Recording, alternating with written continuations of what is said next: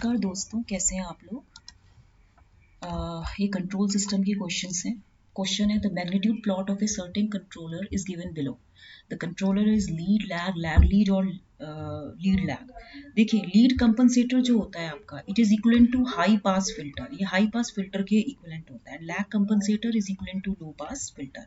Lead compensator जो होता है इट इज जीरो डोमिनेंट, इसमें जीरोज होते हैं, it has zero dominant. And lag compensator जो होता है it is a pole dominant, ये पोल डोमिनेंट होता है।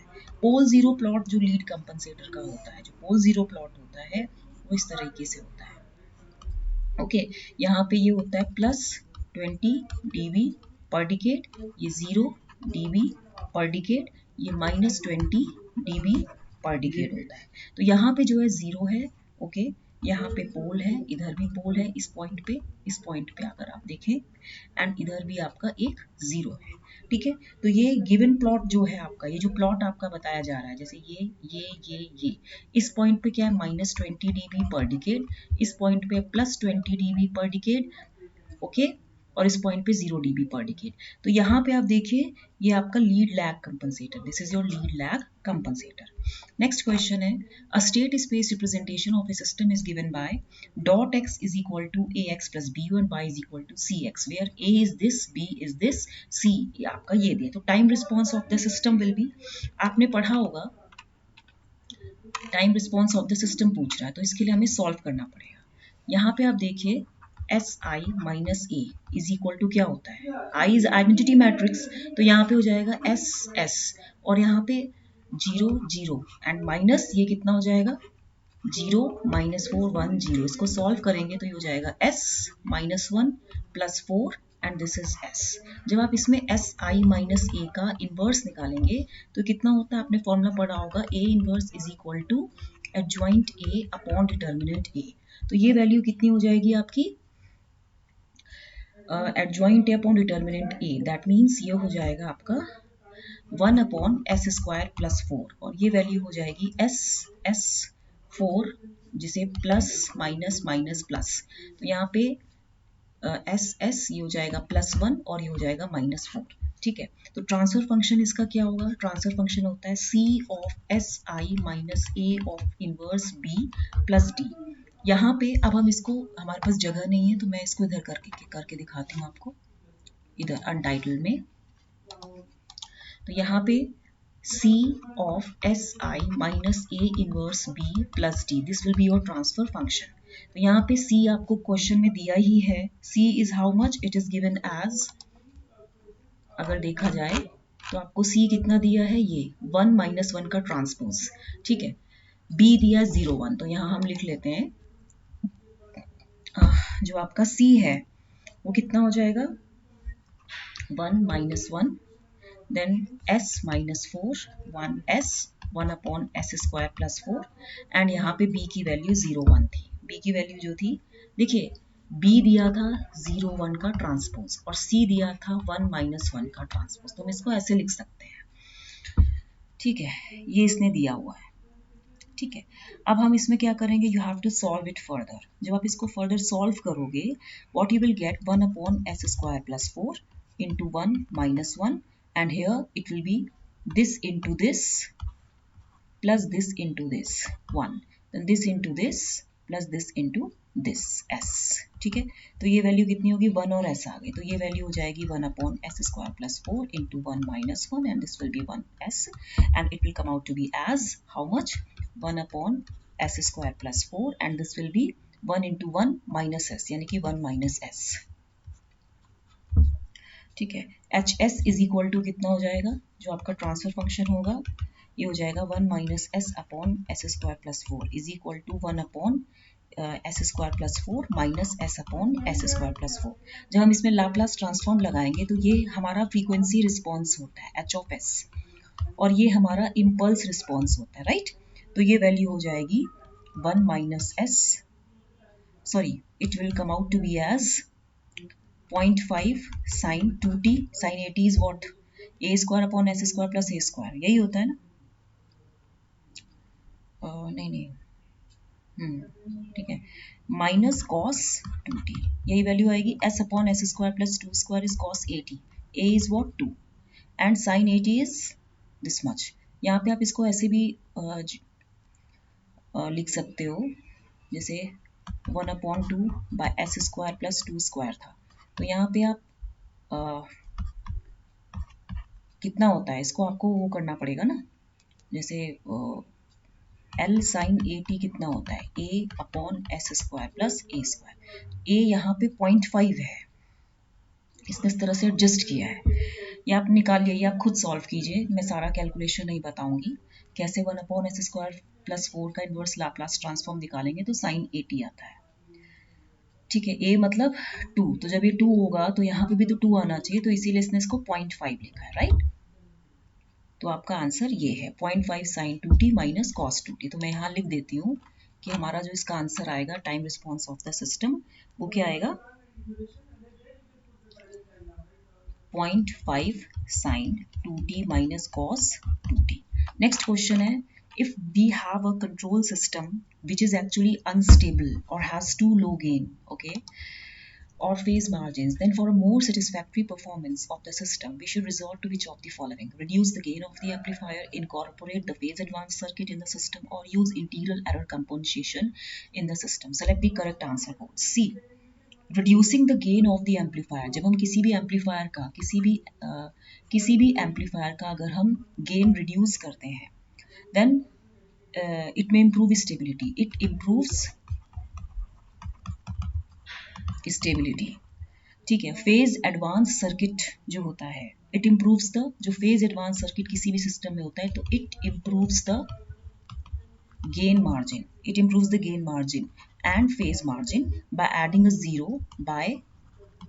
Adding a zero to the transfer function, right.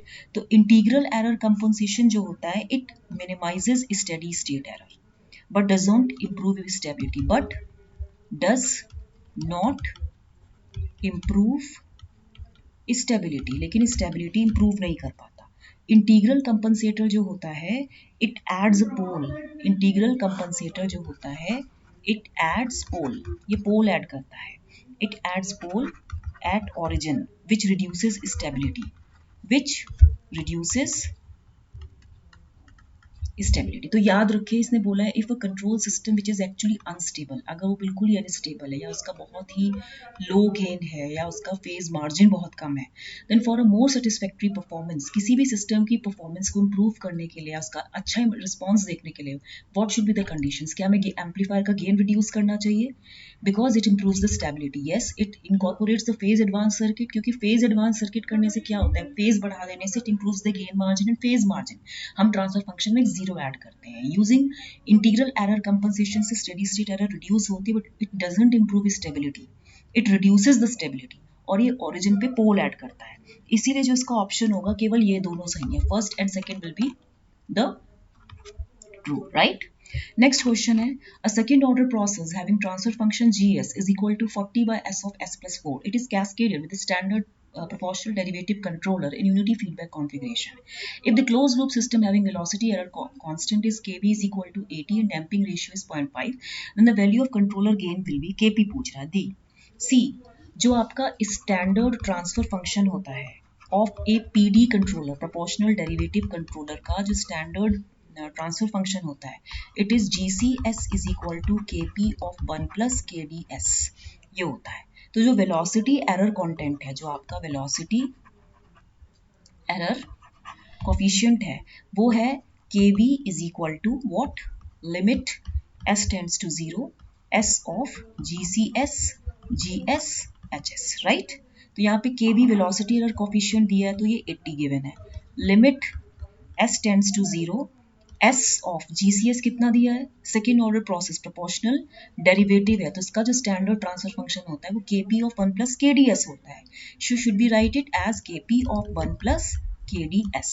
और HS कितना है, फीडबैक ट्रांसफर फंक्शन, ओके, मतलब आपका जो GSHS है, सॉरी GSHS है, HS तो 1 है, HS तो 1 है ना, तो यहाँ पे GS कितना हो जाएगा, 40/s ऑफ s प्लस 4। तो जब हम इसमें s की वैल्यू 0 रखेंगे, तो ये वैल्यू कितनी हो जाएगी, ये 0 हो गया, ये 0 हो गया। अगर आप इसमें इसको सॉल्व भी करेंगे, कितना आएगा बताइए, जैसे मैंने लिखा KP और इधर हो गया S plus KD S square, ठीक है। या आप इसको ऐसे भी लिख सकते हैं, ये और S कैंसिल, ठीक है। तो यहाँ पे 1 plus KD into S into 40 by S plus 4 हो गया, राइट। अब यहाँ पे हम क्या करेंगे, S की वैल्यू तो 0 हो गई, 80 is equal to KP into 40 by ये 4 हो गया, तो ये कैंसिल होके KP की वैल्यू कितनी आ जाएगी, 80 by 4, that means it will come out to be as, sorry 4 10 जा, ये 10 हो गया, तो 80 बाय 10, तो ये वैल्यू 8 आएगी, ये वैल्यू क्या आएगी, 8 आएगी। Do you remember? अब ये क्वेश्चन समझ में आया आपको? ठीक है। नेक्स्ट क्वेश्चन है, for the electric circuit shown below, the state variable equations taking the current source as input is C. इस क्वेश्चन में what you have to remember, voltage across the inductor कितना होता है, L of di by dt, right? L क्या होता है, inductance of the inductor, and current across the capacitor क्या होता है, C of dv by dt, right. Applying KVL from the inductor voltage to VCT, हम इसको क्या लिख सकते हैं, इधर आप देखिए, हम इसको लिख सकते हैं, L यहाँ पर है, ओके, 0.2 को हम क्या लिख सकते हैं, 2/10, दैट मीन्स 1/5, तो ये L की वैल्यू है, तो इसकी वैल्यू होगी 1/5 DIL by DT is equal to, हम इसको ऐसे लिख सकते हैं ना, half of 0.5/10 is half of IT minus ILT and plus VCT, that means हम इसको कैसे लिख सकते हैं, यहाँ पे आपका VLT है और यहाँ VCT है, तो VLT माइनस VCT, ये VL है, ये VCT है, VLT माइनस VCT बाय 0.5, ठीक है, and plus IT is equal to ILT, यही होगा, तभी तो इसने लिखा है ये सब, ये जो इसने ILT लिखा है, ILT क्या होता है, VLT by DIT by DT, हमने जिस भी आपने जैसे लिखा है, हमने इसको इस फॉर्म में लिखा है, तो VLT माइनस VCT अपॉन 0.5 हो गया, एंड इज इक्वल टू ये वैल्यू IT माइनस, सॉरी, ये वैल्यू इस साइड जाएगी, ये इस तरह से इक्वेशन बैठेगी अगर आप इसको निकालेंगे, ठीक है। तो हम इसको लिख सकते हैं IL is equal to minus 5/2 IL plus 5 of VC and plus 5I/2, कैसे, ये आपका होमवर्क है, ये आप करके लाएंगे, ठीक है। ये मैं इसको इतना बता दिया, बाकी इसमें से आप आंसर देख लीजिए कौन सा आंसर होगा, ठीक है, तो मैं आपको बताती हूँ, पहले आप ये करके लाएंगे, ठीक है। ये होमवर्क है, थोड़ा लेंदी है, इसलिए बता रही हूँ, पहले से करके लाइए। थैंक यू वेरी मच, इसको लाइक शेयर सब्सक्राइब करना मत भूलिएगा, थैंक यू।